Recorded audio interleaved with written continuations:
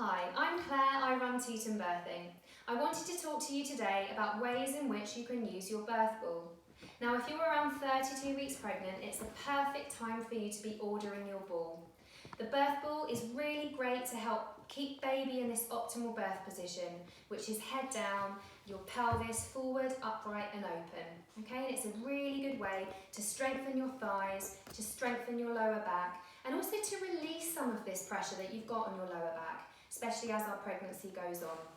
Now, the first thing to really remember when you get onto your birth ball is to think about the stability.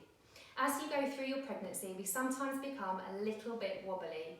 So as you get onto your birth ball for the first time and as you familiarise yourself with it, perhaps just ask your partner to stand with you so that you've got some support as you first use it. Otherwise, you can use it against the wall. Now, the other thing to consider is the way in which you're sitting on your ball. Now, you really want your leg to be in this 90-degree angle. So we need our knees to be lower than our hips and for our feet to be able to touch the floor and be flat to the floor. Okay, as you go on through your pregnancy, you might wish to pump up your ball just a little bit higher, and that gives you some extra support on your lower back. Now, let's talk about some positions. So, there's a way in which you can use a position which is very similar to the cow pose with yoga.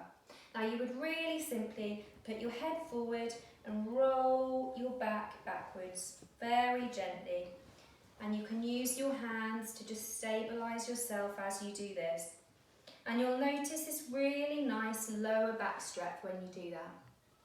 Secondly, the legs should be open, just so that you can engage your pelvis, open it nice and so you've got a good stretch here. Okay, you're engaging your pelvis and you're feeling this hip flexors, so you can feel them moving, okay? Now, a really good position to start to do through your pregnancy is to rock from side to side, quite gently, and this gives you a really good stretch and a strong core. Okay, again, it's opening it up and it's stretching those hip flexors. So side to side, nice and gently. The next one you can do is just do some simple circles, forwards and backwards using your hips. And again, you'll really notice that you get this great stretch in your lower back. And it really helps to strengthen your thighs as well with that position. Now, another position you can try is a figure of 8. So you can simply just, if you hold on around your hip flexors, just to know that you've got the right positioning, and then you can move forward with your hips very gently into this figure of 8, rolling backwards as you go back and forwards, just slowly making this figure of 8, and you can really notice again this lower back stretch that you give yourself. And then taking it the other direction, back in this figure of 8 shape. That's perfect. Now, some other positions that we can use on the floor.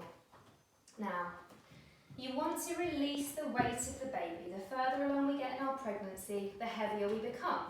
So, a way that you can do this is just to kneel down and you can almost hug your ball. So you're going to be rolling forwards and backwards, making sure that you've got lots of space here for baby, okay?